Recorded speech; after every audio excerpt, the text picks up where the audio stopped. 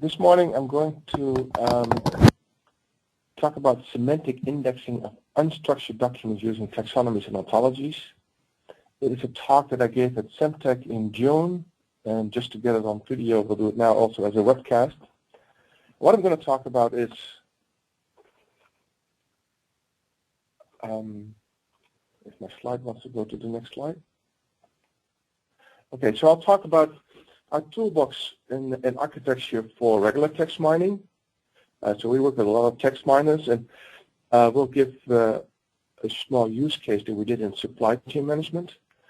Then the next thing we do is we actually can do also text mining and entity extraction using taxonomies and ontologies.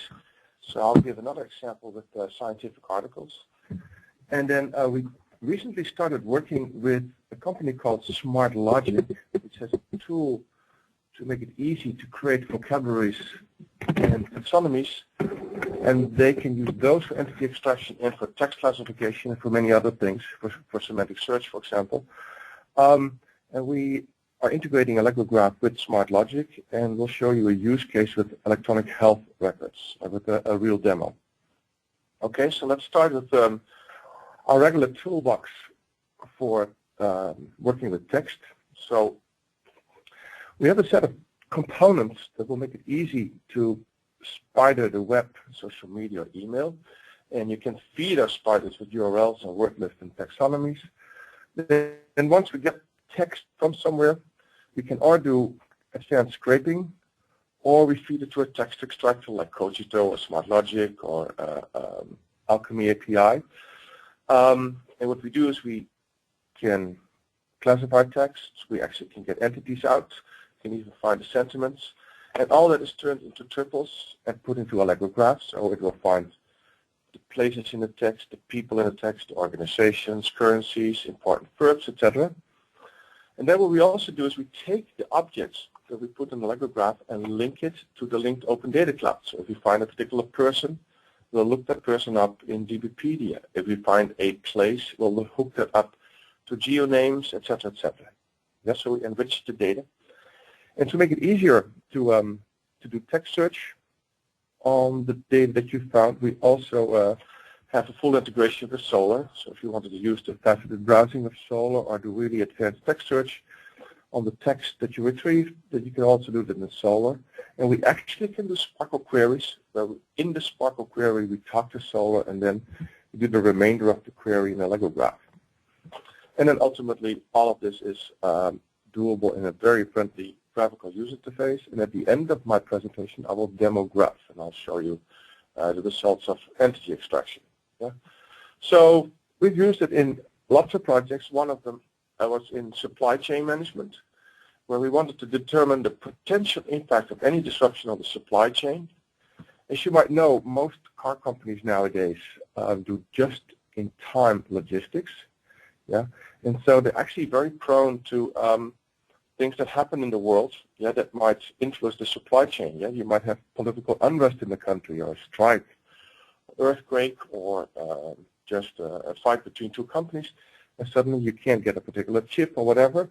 And so what car companies would like is an early warning system where you can say, well, which parts produced by a sub-sub vendor will be less available due to a flood in China.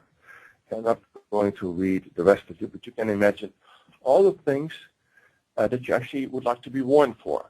Yeah, so we did it as a project where we looked at the entire supply chain, and this is just one picture that shows you the complexity of a supply chain, how it's geographically spread, how there's many partners involved. Yeah. And so what we did in the project, we actually worked on 3 clouds of data that had to come together. Yeah, first on the part of the car manufacturer, we we looked at the bills of material for the products that were produced, and we turned that into a tree. We looked at the parts trees. We looked at the first tier vendors that the car manufacturer uses. So the car manufacturer actually tries to reduce the number of vendors, so there's just only a few that they want to work with, and then these vendors will have their sub-vendors. And we looked at the inventory and other things. So that was the first part. And that was that is relatively straightforward to do. And the hard part is if you want to look at the supply chain for your first-tier vendors, because most vendors don't like you to tell where they get their products from. So it's kind of hard to create another graph of where the first-tier vendors got their stuff from, ultimately all down to the producers that are in particular countries where they make the parts. Yeah. So we had to get the names and geolocations and all this other metadata to make this cloud happen. And then finally, we used the architecture that I just showed you to spider the web and look for every supplier that we have, for every country where suppliers were located, for commodities, for part names, et cetera, and then we would turn that into triples and make sure that it linked up to the first two clouds, and then we can do our risk analysis.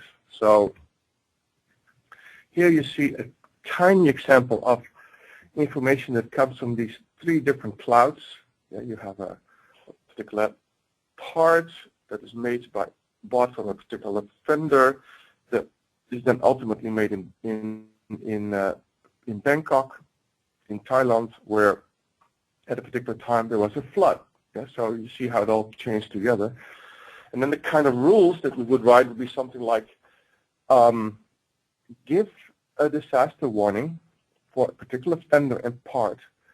If there is a text that has a danger word, and this text talks about a particular country, where there is in this country is a particular place, where this place has a particular producer, and where this producer produces a particular part, and my first-tier vendor sells this particular part. So this is Prolog.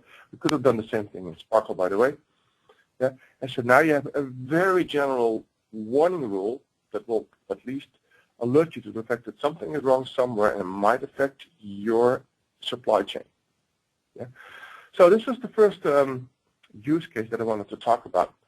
Now, in many cases, just using keyword extraction isn't enough, because if you do keyword extraction, you only get the words that the vendor of the entity extractor finds important. Yeah, so most entity extractors like Alchemy API or Cogito work fantastic on general business news, but if you want to go to a particular domain, then you would like to use the words out of the domain, so you have to build vocabularies and taxonomies and ontologies. So what we added is that people can make an ontology, say, or a taxonomy, say in SCOSS, and then we use that to also find those words in your vocabulary and taxonomy in the text and add it to a Lego graph. Yeah, so this is another way to enrich your data, and then the rest, of course, obviously all the same. And so another example that we used there was for Malaysia, where the government wanted to have a system to evaluate how well they were doing with their research dollars. And so they wanted to know how much am I spending on a certain type of research, how good are certain scientists, how good are certain organizations, are they actually working together? And so what they needed was a semantic platform that has an ontology or taxonomy of all the important sciences and concepts in science, and then link that to research output, patents, grants, etc., and then analyze that. So there's a better picture of that. So what we did is we took, what we helped this Malaysia with is to find every person in the country that has something to do with science, every document, whether it was a paper or a grant or whatever, and get all the project proposals, find all the funding events that happened, find the facilities that somehow are involved in research and science, find important expensive equipment and organizations, and then we indexed all these with an existing research and development classification system. Yeah, it was ultimately done as ultimately initially just in plain text, but we turned it into an OWL ontology, and then we used that to index all the things that we found in the country, so that we then could we get a graph of how a particular research, so we have two types of research that's done by two people that get funding from various sources, but it all came from the NSF. This is, of course, with the U.S. situation. But and here's all the fields of science that you have. So you kind of can imagine how you get a beautiful graph if you collect all that data. And then what we did is we built a web interface on top so that it would be easy to search your scientific artifacts based on keywords or based on this ontology that we have. So I think I have it open somewhere here. So this is a website. It's called Christie.my. And so I can search for something like security. Yeah. When I search for security, what happens is that it actually will search for keywords, all artifacts having keywords, and it will search for all the synonyms, etc., and all the subrelated effects of security. So we found 6,000 documents, yeah, that are related to security, and we found 575 projects. I do this a little bit slow because of a GoToMeeting. It might be slow. We find 492 people that were involved in this research. Then there would be patents, and there is organizations. There's grants. Yeah, let me just scroll all the way down. But it's like a kind of a faceted search that we used. Let me go back to the top. Yeah, and then I also could drill down into the taxonomy itself. So when I drill down to the MRDCS, which is the ontology, I would see the subfields, and I could say go to something like biometrics. Yeah, so I could click on biometrics, and then I would get the same faceted search again, but now based on biometrics. Yeah, so beautiful interface to drill down to the things you want to know. And I can imagine that in most organizations you have, well, tens of kinds of artifacts that you would like to search for, and this is a typical example of how you would make it available with semantic search. Okay, so that was the second use case I wanted to talk about. Let me go back to my presentation. Yeah.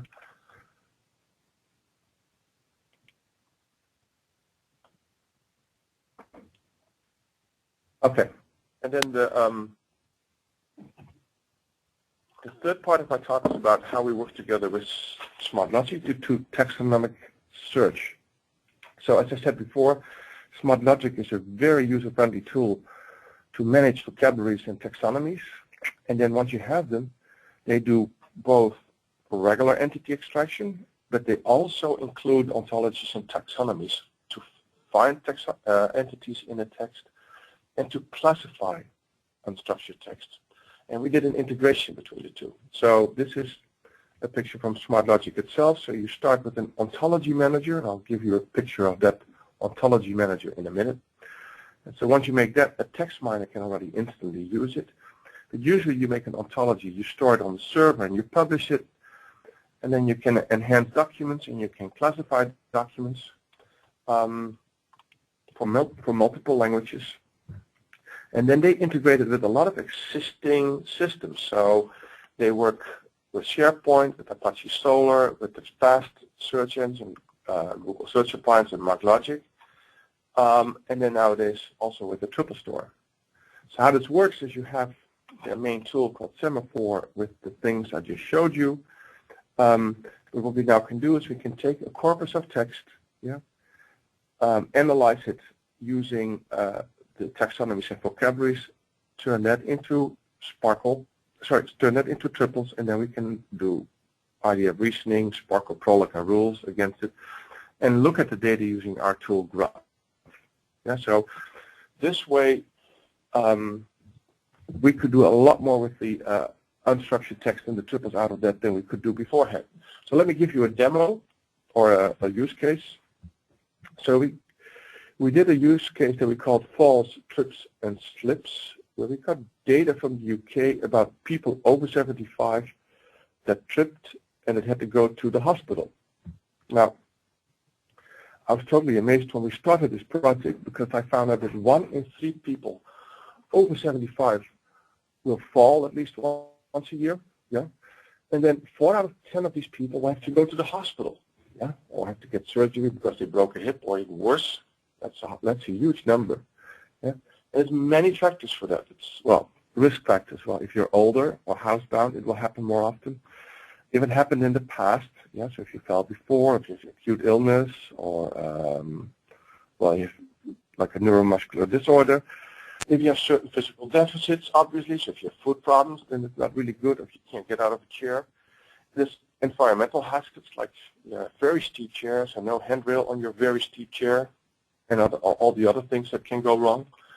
Plus, of course, and this is the most common thing, people take all kinds of drugs. Most people are on 2 or 3 kinds of drugs, and many of them have the tendency to make you a little bit dizzy. Yeah? I'm not going through this list here, but you can imagine that most of these will change your blood pressure suddenly or make you dizzy in any possible way. So these people go to the hospital because they fell, and then there will be a doctor or a home care or a social worker that will write down what happened, what kind of medicine you took, what the situation is in your house. And all that stuff is not done in a regular system. It's just written down in patient notes. And if you're lucky, it's typed, and otherwise it's even worse. So we have this in our electronic healthcare records. And so then what we had to do is we had to use the tool from SmartLogic called Semaphore to add some information to MESH. I don't know how many people in the audience know about MESH, but MESH is a huge ontology in the medical domain that talks about almost any word that the hospitals and people in the medical profession will use. And they are deep taxonomies. And so what we had to do for our indexing is we created some additional taxonomy for environmental factors like an absence of a handrail, cords and wires on the floor, loose carpets, rugs, steep chairs. So lots of things that you don't find in MESH, but we needed that because we both needed to take the patient notes and look at the regular things like drugs, but also the environmental factors. And so what we did is we took these notes, we put them into, we indexed them using SmartLogic, we turned them into triples into a Lego graph, and then we could do all kinds of analytics. So let me give you a demo of that. So the demo actually uses a demo set that you've seen me demo before. Yeah, so I took some clinical trials, a drug bank, which is a database with 1,800 FDA-approved drugs, a database with 4,000 diseases, a database with side effects, and then a database with the medicines that you buy in the pharmacy. And you see here that all these data sets actually link together. And so here's what we finally had in our database. So we had, as I said, these 5 databases, and obviously they all link together because a clinical trial will talk about diseases and drugs and side effects. We also took the raw text from the clinical trials and indexed them with SNOMED and MESH. SNOMED, by the way, is another big vocabulary and taxonomy from in the medical domain. And then we had the patient records, thousands and thousands of them, indexed with MESH and SNOMED. Yeah, so this is the kind of the 8 data sources that we have. And then let me go to the demo. So let me go to Graph. I have it open. Yeah, I have it open. So here I have, this is Graph, which is the graphical user interface to our triple store. And it allows you to navigate through the database. And so if the typical way we use this, I can look for, say, something like Prozac. Yeah, I got some clinical trials about Prozac. So this was text indexing, by the way, what I did. I got some clinical trials. I can click on that. What I see here is triples of the form. This particular trial has this description. Talks about 2 diseases, talks about a whole bunch of drugs. I could click on one of the drugs here, like aspirin. You see here aspirin with all the brand names, and you would find here the chemical formula, the description of the drug. I would find maybe other clinical trials that talk about it. Anyway, you get the point. So what we do is we go from database to database. I can do queries. So let me do a query where I say find people taking hypnotics and sedatives. So this is about patient notes. Yeah. And I can do a query, and here you find the first one. Thousands of them. Let me find the first thousands of them. Yeah, so there's 1,000 people that take hypnotics and sedatives in this particular data set. Yeah, so I could take a few of them and do my query and look at the visual graph. And here's the visual graph of people taking hypnotics and sedatives. But let me also show you then a little bit more of the data, how it all hangs together. I'm assuming that most of the people in the audience already have seen graphs, so I'm not going to do a full graph demo here. Yeah. This is a little bit of the data set where we would have a patient node. By the way, it says Brady Tatum, but that's just the label of the patient node. If you look at the bottom of the screen, then you see basically a patient record with a very long hash, yeah, where this person takes a particular medication. If I do this, so you can say takes the medication hydroxycorticosteroid. Greg, can you help me? Got it. Okay. Hydroxy something, yeah, which is a subclass of this, which is a subclass of this, all the way down to some hormones that finally were described in a particular clinical trial. Yeah, so you see how we can go all the way from particular patient node through the graph to a clinical trial. I can find automatic connections between them. So if I say take a particular patient node and a particular clinical trial, just as an example, yeah, then I can select the predicates with which I want to connect these. Now I did already this. I selected some combination of predicates that I wanted to use to connect this particular kind of drug with clinical trials. And so now I have selected them. So if I look here, you see all the predicates that I have for all the drugs and diseases, all the predicates. And you see I selected diseases, drugs, side effects, and targets. I selected some mesh terms. And I selected the subclass relationship. So now I have those. So now I can actually find whether a particular drug type is related to a particular clinical trial. Now, one of the things that I can then do again, so is I could take this particular node and highlight it. I take hypnotics and sedatives. I take lorazepam. I take, say, a particular clinical trial in a heart disease. So here I see, for example, an interesting link. Yeah, I'm not a doctor, but somehow I might find it interesting. I just want to show you how you can do analytics with this. So I selected a particular pattern on the screen. Then what I do is I can put this in the query editor. And so here I have a particular pattern that I saw on the screen. And then I say, well, I just want a general note, a patient note. And I don't care what kind of drug it is. Well, I mean, it's any hypnotic, so let me just turn this into a variable. And I'm also, I want to find any kind of clinical trial that it has this particular drug, this subclass of hypnotics. So I take a clinical trial here. And maybe I'm also interested in any side effect. So I say, let's do side effects, or whatever, how you want to write it. And then I can do a query, and what you see is that this particular pattern that I found, and that I actually where I turned a few of the constants into variables. Yeah, I do the query. It wrote its own SPARQL query, and now I find the results of this query here, and then I can look at the graph again. Yeah. And so I can actually find interesting patterns in my data, yeah, just by clicking, not writing any SPARQL code or Prolog code, just by looking at patterns on the screen and then do my visual discovery and graph analytics. All right, so that was the demo so far.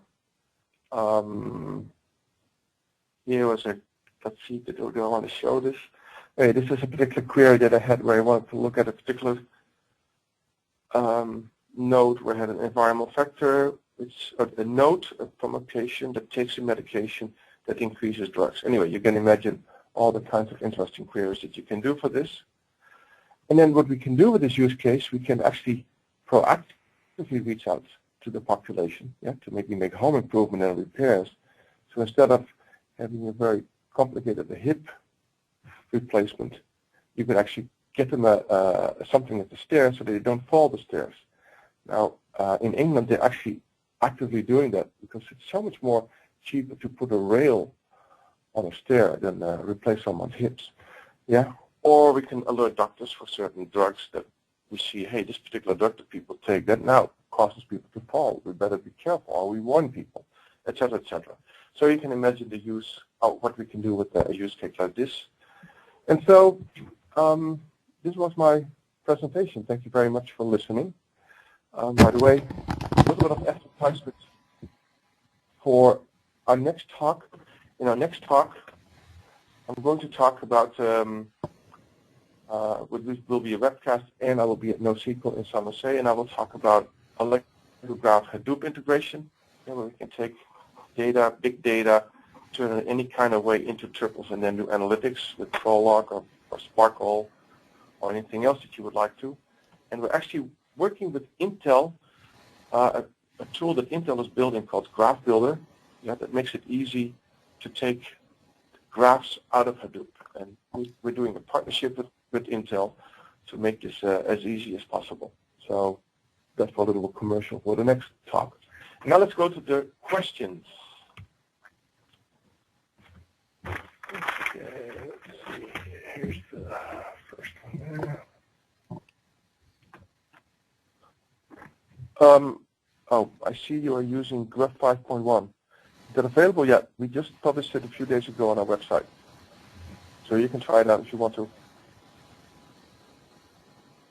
How do we get started?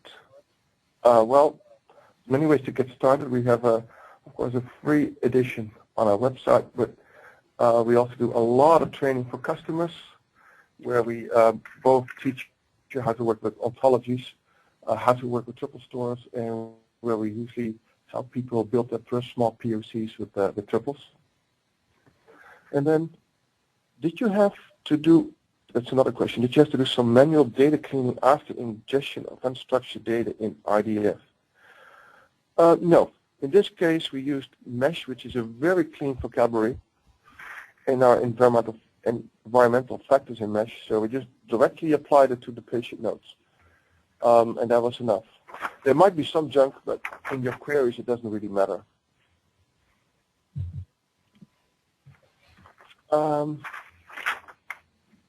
Okay, let me read that, Craig. One second. Okay.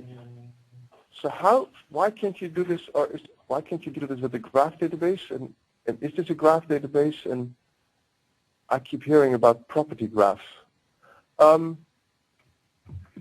Okay, that's a lot of questions at once. But yeah, this is a graph database. Allegro Graph does property graphs and hypergraphs. I'm actually going to talk about it at NoSQL, where we show that the IDF stores actually can do property graphs very, very efficiently. And now I'll be talking about some use cases there. Okay, another question. In your opening slides, you showed that Allegro Graph integrates with Solr. Is it integrated with FAST or SharePoint? No, right now we have integration with Solr and with so basically what we did is you can store objects in Solr, and as long as one of the fields in Solr has the same identifier as a triple in Allegro Graph, you can in Sparkle say, give me all the objects that have, say, ibuprofen in the text, and well, ibuprofen and Prozac within 10 words of each other in the text, and then you do the rest of the Sparkle query on Allegro Graph. So that's a very straightforward integration. We've also done that with Mongo and with MarkLogic. FAST would also be very straightforward to do. SharePoint, I don't know how that will work. We would have to think about that. Okay, this is the last question. Can you speak to the methods you used to analyze text? Yeah, we have experience with Cogito. It's in the well, Cogito is from a company called Expertsys in Italy, a very, very good entity extractor. So we have done a lot of work with them. We use a tool called Alchemy API, which is a software as a service, so you can just on the web send text to using REST to Alchemy API, and you get your analyzed text back. So we use that. We use SmartLogic because they have their own entity extractor. Plus, of course, they can then add ontologies and taxonomies, which make that very, very powerful. But yeah, there's a lot of ways to do it. Okay, well, I think that were all the questions. Thank you very much for your time.